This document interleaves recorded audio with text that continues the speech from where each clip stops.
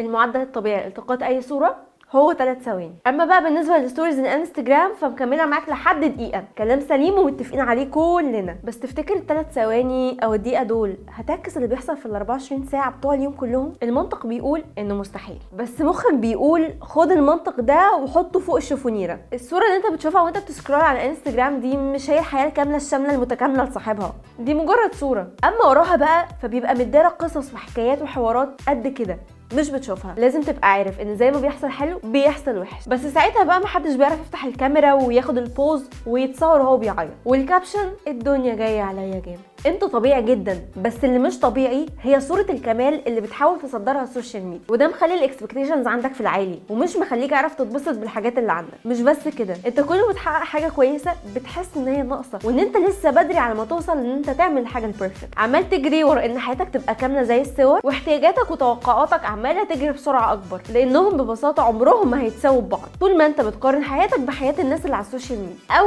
اللي بيحاولوا يقنعوك ان هم عايشينها. انا حبيبه ودي توك النهارده من تيكتي.